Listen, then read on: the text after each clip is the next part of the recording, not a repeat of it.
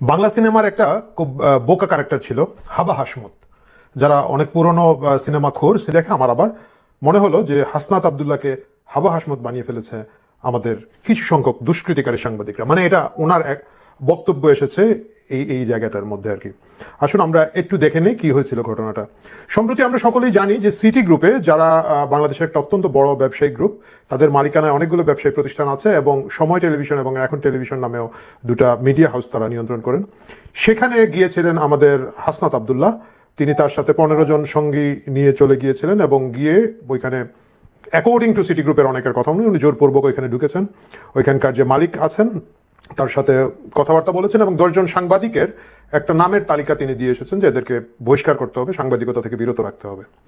এই যে আমাদের কি বলা যায়, আমাদের সমন্বয়বৃন্দ বিভিন্ন সময় হুটহাট এই অফিসে সেই অফিসে ঢুকে যাচ্ছেন, রাজুতে আয় অমুকে যায়, এবং একটা নিয়ন্ত্রণ করার চেষ্টা করার যে বিভিন্ন অভিযোগ তাদের নামে আছে তারই একটা ধারাবাহিকতায় এই সিটি গ্রুপে গিয়েছিলেন। তো আমি প্রথম শুনে ভেবেছিলাম যে সিটি গ্রুপে হয়তো চাঁদাবাজি করতে গিয়েছিলেন ওনারা, কিন্তু দেখা গেল চাঁদাবাজি না, এটা হচ্ছে কি বলা যায়, চাকুরিচ্যুত করার জন্য সাংবাদিকদের গিয়েছেন।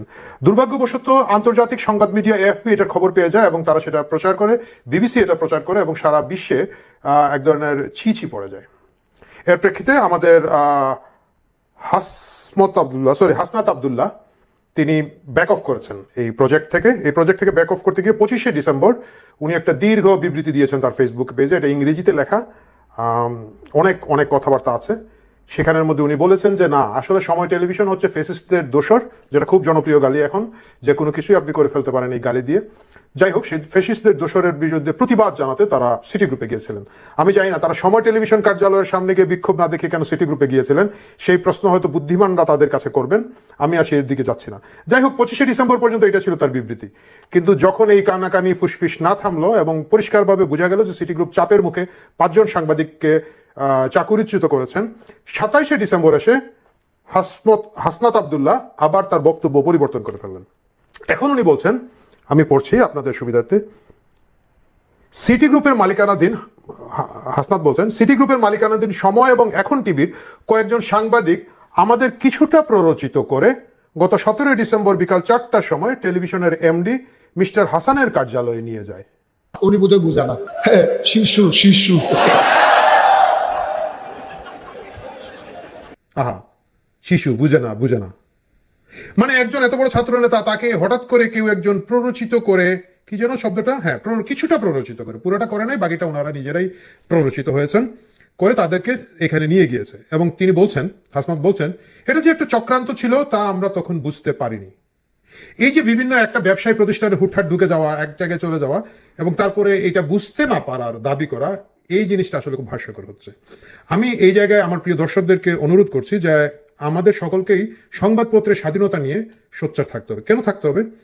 এই মুহূর্তে বিশ্বের 3টি বিপজ্জনক দেশ বাংলাদেশকে সবচেয়ে, মানে 5ই আগস্ট পরবর্তী ভূমিকার জন্য ডক্টর ইউনূস এবং বাংলাদেশকে সেরা কান্ট্রি হিসাবে পুরস্কার দেওয়া হচ্ছে। সেটা যদি মনে রাখতে হবে, এটাও মনে রাখতে হবে যে সাংবাদিকতায় আমাদেরকে ফিলিস্তিন একটা যুদ্ধবিধ্বস্ত এলাকা এবং পাকিস্তান একটা জঙ্গি উপদ্রুত এলাকার পরেই 3য় স্থানে আছে সাংবাদিকতা নিরাপত্তা বাংলাদেশ।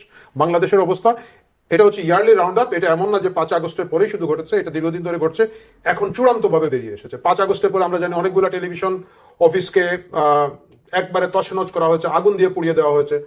ওকে, ঠিক আছে, তাৎক্ষণিক বিক্ষোভ হিসাবে করা হয়েছে বলে এটা আমরা কিছুটা মেনে নিতে পারি, কিন্তু আসলে গোটা বিষয়টাই একটা বিশাল চক্রান্ত।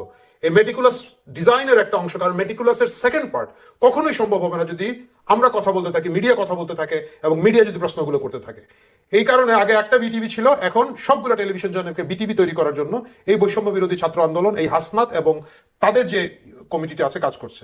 আমি একটা ছোট্ট উদাহরণ দিই। 5ই আগস্ট সরকার পরিবর্তনের পরে 8 আগস্টে সরকার পতনের পরে 8 আগস্ট সরকার গঠিত। 10 আগস্ট প্রথম যে কাজটা আমাদের 2 জন ছাত্র সমন্বয় করলেন, তারা কি করেছেন আপনাদের খেয়াল আছে? তারা প্রেস ক্লাবে গিয়ে অনেক সাংবাদিকের নামে একটা তালিকা দিয়ে এসেছেন। একেবারে প্রথম কাজ, এদেরকে প্রেস ক্লাব থেকে বহিষ্কার করতে হবে, সাংবাদিকতা থেকে বহিষ্কার করতে হবে। তারা দিয়েছেন, তাদের নিজেদের লেখাপড়া, তাদের নিজেদের অবস্থা আসলে খুবই খারাপ, সেটা আমরা জানি। কেমনে জানি আমি একটু পরে দেখাবো। এই 2 ছাত্র সমন্বয়কের যে তালিকাটা দিয়েছেন, এই তালিকায় যেমন ধরেন আমার নাম আছে, তারা আমার নামের বানানটা ভুল করেছেন, খুব দুঃখজনক। এবং হাসনাত আবদুল্লাহ এখন যেরকম দাবি করছেন আমি এই সাংবাদিকদেরকে চিনি না, জানি না, আমি শিওর এখন ওই পুরনো সমন্বয়ক 2 জন যারা আমাদের নাম দিয়েছিলেন প্রথমে জাতীয় প্রেস ক্লাবে, তারাও বলবেন আমাদেরকে চিনেন না, জানেন না।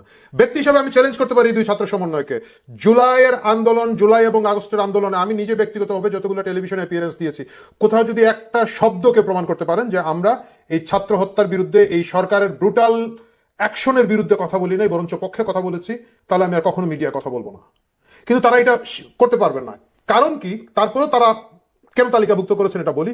কারণ সেই মুহূর্তে প্রথম আমরা ফ্ল্যাগ করেছিলাম যে এই জামাত শিবির এবং শিবিরের সাবেক সংগঠকরা মিলে যে নতুন পার্টি করেছে এবি পার্টি, এরা এই আন্দোলনকে পিছন থেকে মদত দিচ্ছে। এই কথাটা সাধারণ জনগণ ভুলে গিয়েছেন, কিন্তু যারা এই সমন্বয়ক ছিল তারা ভুলে যায় নাই। আপনি দেখেন 5ই আগস্টের ক্ষমতা পরিবর্তনের পরে তারা কিন্তু আওয়ামী লীগের দুর্নীতিবাজদের তালিকা করতে পারতো, আওয়ামী লীগের সন্ত্রাসীদের তালিকা করতে পারতো, পুলিশের যারা গোলাগুলি করেছে সেই সন্ত্রাসীদের তালিকা করতে পারতো, বহিরাগত যে সন্ত্রাসীরা ছিল বলতে পারতো যে এই 7.62 নাকি একটা রাইফেল নিয়ে যারা গুলি করেছে এরা আওয়ামী লীগের অমুক তমুক, এটা করতে পারতো। যারা ব্যাংক লুট করেছে তাদের তালিকা করতে পারতো, কিন্তু তারা কারো তালিকা করে নাই। প্রথম তালিকা এই সমন্বয়করা যেটা করেছে এটা হচ্ছে সাংবাদিকদের তালিকা। প্রথম তারা প্রেস ক্লাবে গিয়েছে সাংবাদিকদের তালিকাটা নিয়ে। কারণ কি? তারা চুপ করিয়ে দিতে চায়, তারা কথা বলা বন্ধ করিয়ে দিতে চায়। যদি সেটা করতে না পারে, পরবর্তী যে ধাপ আছে, তারা দীর্ঘস্থায়ীভাবে বাংলাদেশের রাষ্ট্র ক্ষমতায় অনির্বাচিতভাবে দায়ের জোরে বসে থাকার যে পরিকল্পনা করছে, মিডিয়াকে চুপ না করে দিলে সেটা করা তাদের পক্ষে সম্ভব হবে না। আমাদের দুর্ভাগ্য, আমরা এই কাহিনীর মধ্যে যাচ্ছি। এবং বাংলাদেশ বিশ্বে সাংবাদিকতায় 3টি বিপজ্জনক দেশের একটি। এই অবস্থায় যদি আমাদের সমন্বয়করা গিয়ে থাকেন, শুধু তাই না, মিডিয়া নিয়ন্ত্রণের অসংখ্য কার্যক্রম হচ্ছে, গরু জবাই করে জিয়াফত করা হচ্ছে দেশের শীর্ষস্থানীয় 2টি পত্রিকা অফিসের সামনে। এটা কেউ আটকাচ্ছে? কেউ আটকাচ্ছে না, কিন্তু এটা চলছে। বাংলাদেশের শীর্ষ সাংবাদিক সকলের নামে হত্যা মামলা দেওয়া আছে। কতগুলো দেওয়া আছে আমি জানি না। অনেকে সাংবাদিকতা 4 বছর 5 বছর আগে ছেড়ে দিয়েছে, তাদের নামেও কিন্তু হত্যা মামলা দিয়ে রেখেছে। সরকার এইসব মামলা কখনোই ডিল করছে না।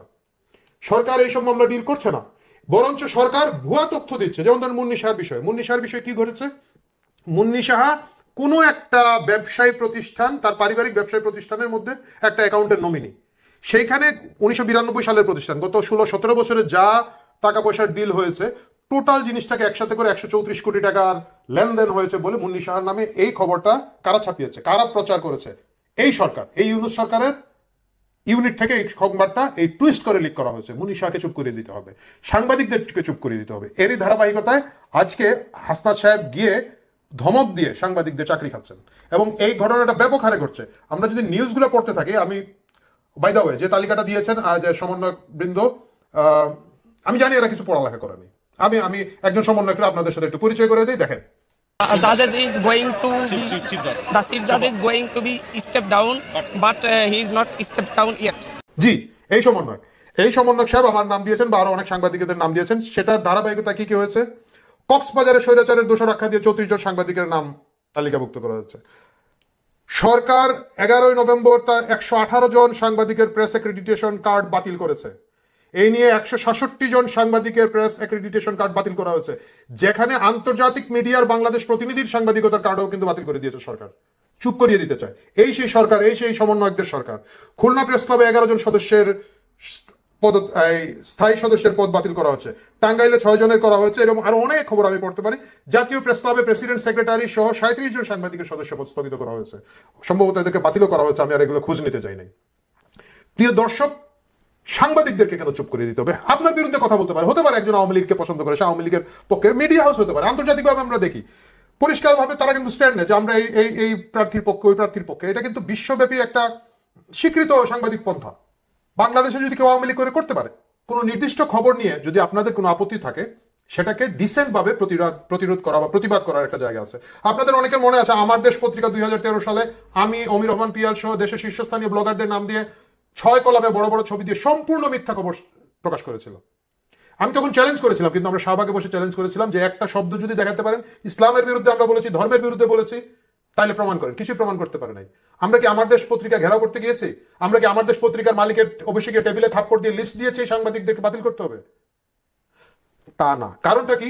সংবাদপত্রের স্বাধীনতা ছাড়া গণতন্ত্র স্টাবলিশ হবে না, গণতন্ত্র স্থায়ী থাকবে না। আপনারা অনেকে বলবেন গত 15 বছর 16 বছর সাংবাদিকতা চাপের মুখে ছিল। গত 15-16 বছর শুধু সাংবাদিকতা চাপের মুখে ছিল তা কিন্তু নয়, সবসময় সাংবাদিকতা কোনো না কোনো চাপের মুখে থাকে। আপনারা যদি বলেন যে আমরা এর চেয়ে বেশি চাপ দিব, আমরা এর চেয়ে বড় হবো, তাহলে আপনারা শেখ হাসিনাকে ফেসিস্ট বলবেন না, তাকে মাপ চেয়ে আপনারা দাবি করবেন যে আমরা আরো বড় ফেসিস্ট হিসাবে এসেছি। আপনারা ফেসিস্ট হিসাবে দাবি করেন, আমরা আপনাদেরকে ফেসিস্ট হিসাবে ডিল করব। কিন্তু আপনারা গণতন্ত্রের কথা বলবেন, আপনারা সাধারণ মানুষ, সাধারণ ছাত্র কিশোর জনতার লাশের উপরে পাড়া দিয়ে সরকারে আসবেন, আর গণতন্ত্রকে চিপিয়ে দিয়ে আপনারা ফেসিজম কায়েম করার চেষ্টা করবেন। সেই চেষ্টা খুব বেশি যাবে না, আনচ্যালেঞ্জ যাবে না। ধন্যবাদ, খেয়াল রাখবেন। আর এইসব ভুয়া কথাবার্তা বলা, আমি বুঝি না, আমি শিশু ছিলাম, এইসব বাদ দেন। মিডিয়া নিয়ন্ত্রণের চেষ্টা আপনারা বাদ দেন। যে সমন্বয় সাহেব আমার নাম দিয়ে তালিকা করে দিয়েছিলেন, উনি আমি শুনেছি 137টা না 150 না 200টা তোরণ দিয়ে ওনার এলাকায় গিয়েছেন। উনি এত বড় নেতা হয়েছেন, তো কি পরিবর্তন আনলেন ভাই আপনারা? এতগুলো তোরণের টাকা আপনারা কই পাইলেন?